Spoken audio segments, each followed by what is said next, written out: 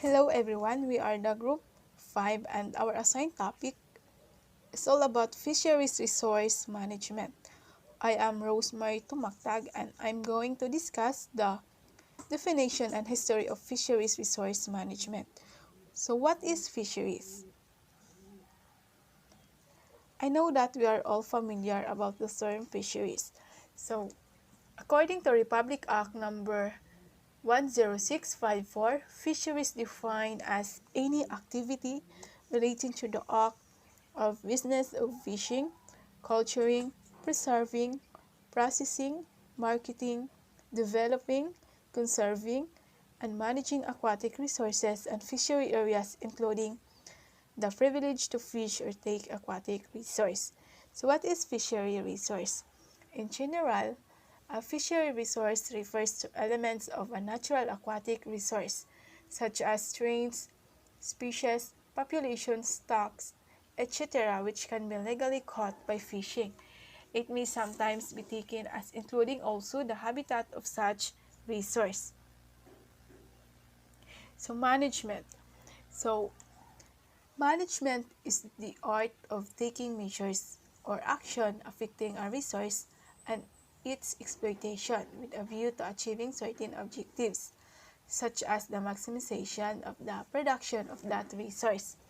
So management includes, for example, fishery regulations such as catch quotas or close seasons. So managers are those who practice management. So fisheries management. According to FAO, fisheries management is the integrated process of information gathering, analysis, planning, consultation, decision-making, allocation of resources, and formulation and implementation, with enforcement as necessary of regulation or rules which govern fisheries activities in order to ensure the continued productivity of the resources and the accomplishment of other fisheries objectives. So, from this description, it can be seen that fisheries management involves a complex and wide-ranging set of tasks, which collectively have the achievement of sustained optimal benefits from the resources as the underlying goal. Resource management. So it is concerned with assessment, utilization, and conservation of a resource with the objective of maintaining the resource to provide maximum sustainability yield. So history of human-fish relationship. So fish have occupied an important place in human society for thousands of years. So early humans obtained fin fish, shellfish, and other aquatic life along the shores of lakes, rivers, and oceans. So archaeological records document that use of fish spears 90,000 years before present, nets 40,000 years before present, and fish hawks 35,000 years before present. The earliest documented human communities dependent on fishing were in the vicinity of Lake Mungo and 30,000 years before present and Crete 8,000 before present. So the Egyptian aristocracy fished as leisure activity at least 4,000 before present. So fish have been raised in captivity for several thousand years. So better preservation techniques was developed, such as drying, smoking, and salting, and transportation improved. So commercial fishing in Middle Ages began shifting from local, small-scale activities to commercial, large-scale enterprise. So in 1500s, cod fishing of northeastern America began, and then by the 1600s, whaling was a prominent activity in many high seas locations.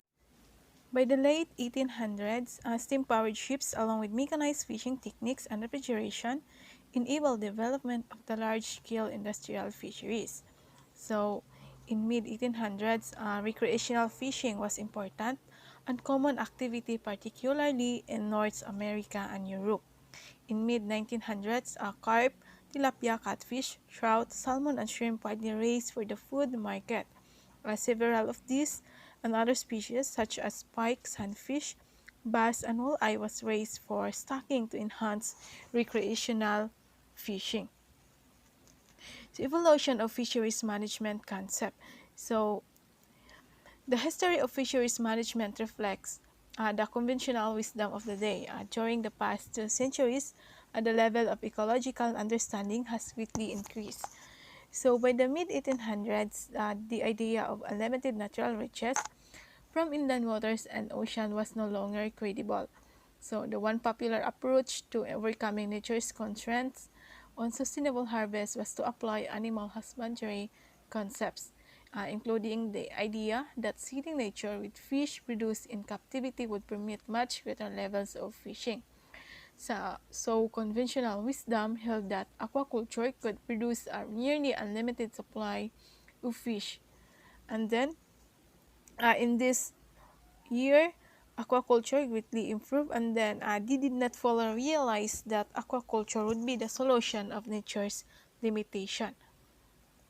So early 1900s, so limitation of aquaculture as a tool to supplement or replace wild fish were being recognized, and harvest regulations was considered the more effective way to ensure sustained harvest. And then, by the mid 1900s, scientific fisheries management was the dominant paradigm. So the idea underlying this approach was that every fish population had the potential to produce a harvestable surplus, and the largest surplus that could be harvested annually from that population, the maximum sustainable yield, and could be estimated by the rigorous scientific analysis, which is the stock assessment. So the job of the fisheries manager was to control fishing pressure using various regulations at a level such that sustainable catch levels could be achieved in perpetuity. However, fishing pressures, as always, was very difficult to control, so many fisheries ended up overharvested and yields eventually declined. So in the 1970s, the concept of optimum sustainable yield became popular. So primarily in response to concern that efforts to maximize the catch in recreational fisheries management overlook or at least undervalued many important benefits that fishermen and society receive. Then, by the late 1900s, trends in recreational fisheries management was toward species and habitat protection, especially in inland and coastal waters.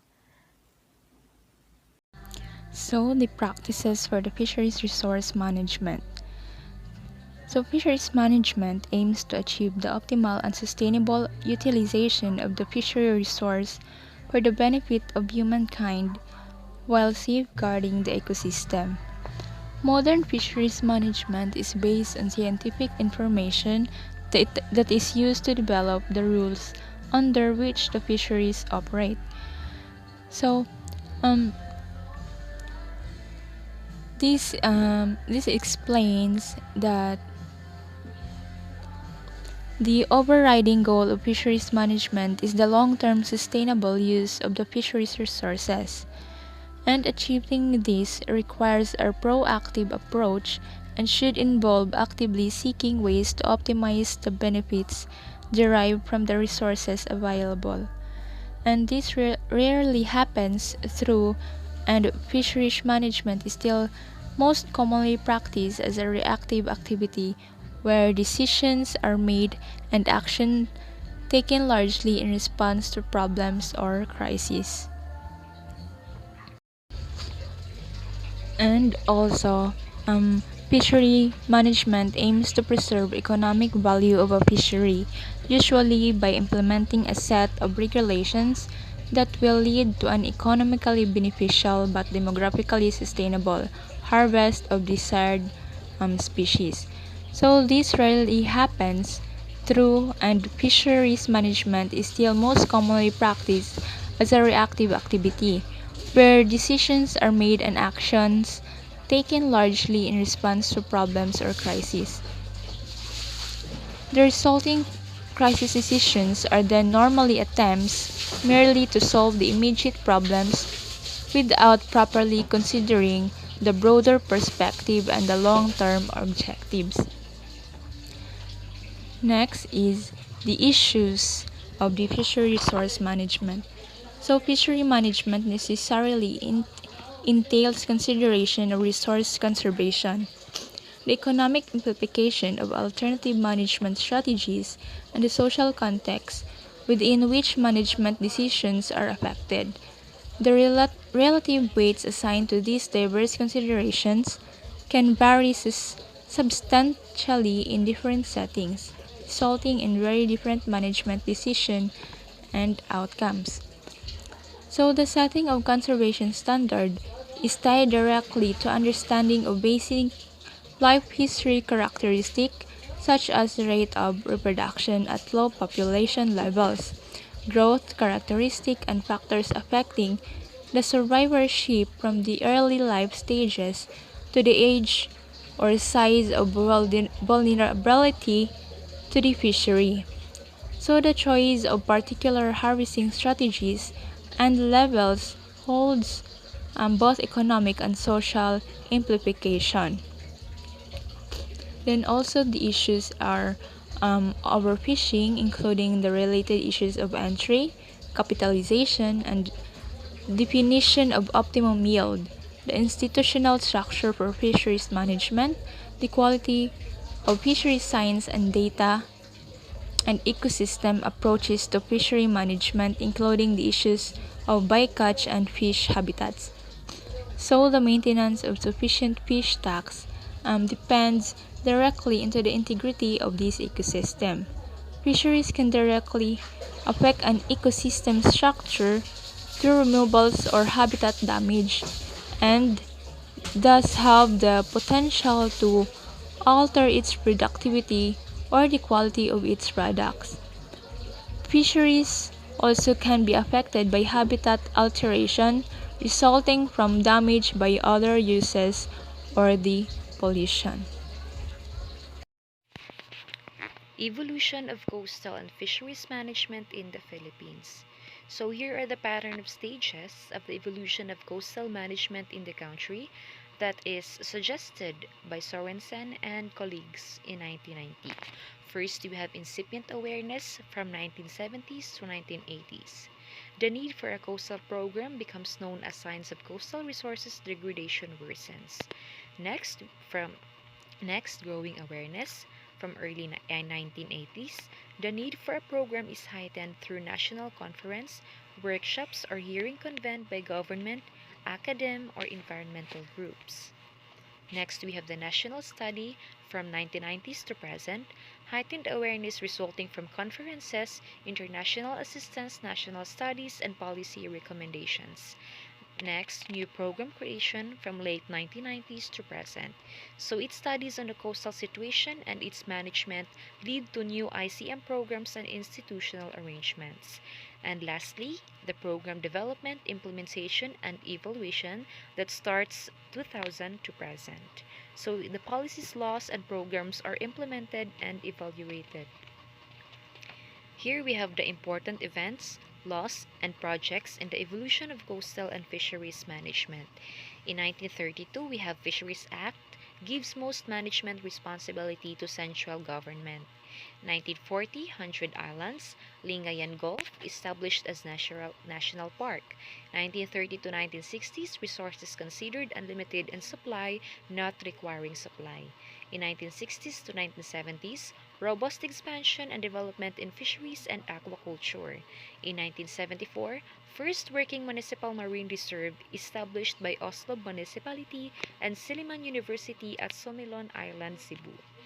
In 1975, Fisheries Decree promoted the optimal exploitation and use of fisheries. Forestry Code established the need to protect the mangrove forests. In 1976, Environmental Impact System established. National Mangrove Committee established. National Committee established. Commercial fishing limited to areas beyond kilometers of the shoreline. In 1976 to 1980, wide-scale survey of coral reefs of the Philippines Marine Science Institute and Silliman University Marine Laboratory. In 1978, coral gathering is limited to scientific research. In 1987, Bureau of Fisheries and Aquatic Resources moves from the Ministry of Natural Resources to the Department of Agriculture. In 1990 to 1997, Fisheries Sector Program of DAB-FAR initiates bay-wide management. In 1991, Local Government Code devolves responsibilities to local governments. In 1992, Philippine Council for Sustainable Development was created. In 1995, Fisheries and Aquatic Resources Management Council authorized. In 1998, Fisheries Code reinforces the roles of local government in management. In 2001, Southern Mindanao Integrated Coastal Zone project starts, and in 2002, National Coastal Management Policy reviewed at national level. In fisheries management is a complex socio-political process and there is no silver bullet to improve global fisheries. However, access to accurate, consistent data about how a fishery is doing and what, where, and how much of a species is being caught is a fundamental component for establishing effective fishery management, regardless of the fishing sector or management system.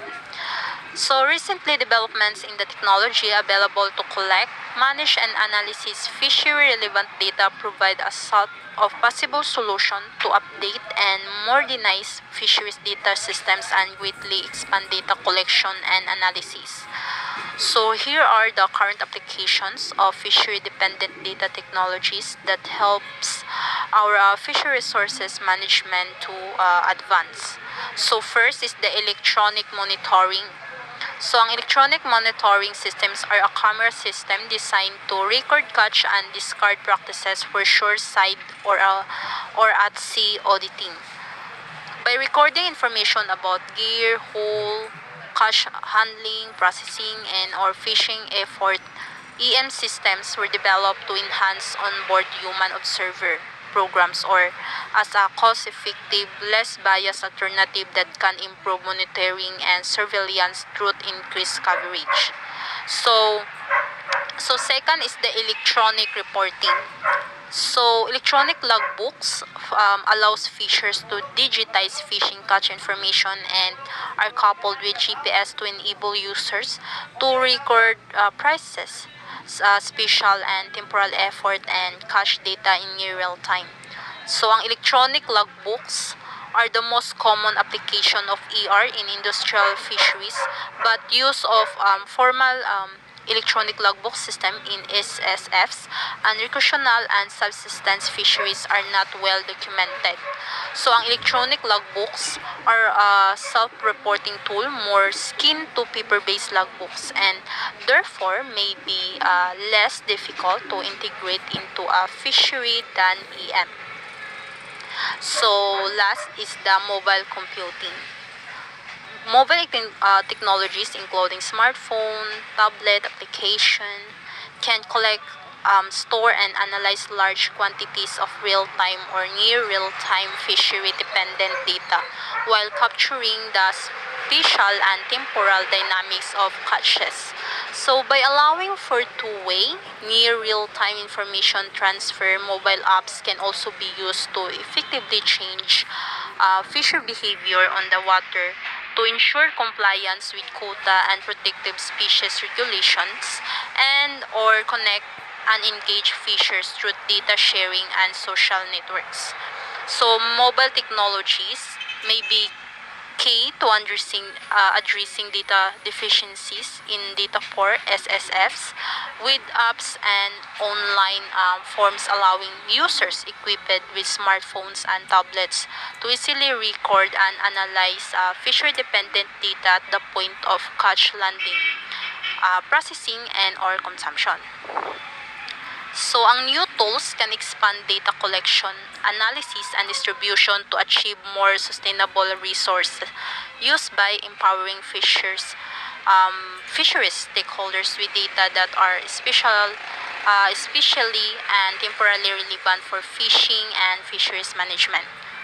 So, data alone will not result in a more sustainable fisheries, and data itself do not lead to better decision making, but it is a key component to effective management, no matter the fishing sector or type of management institution. Ultimately, embracing technological advancements in fishery data systems can lead to win-win scenarios in which managers and harvesters experience improved fishery outcomes through better data. So, that's all. Thank you and God bless.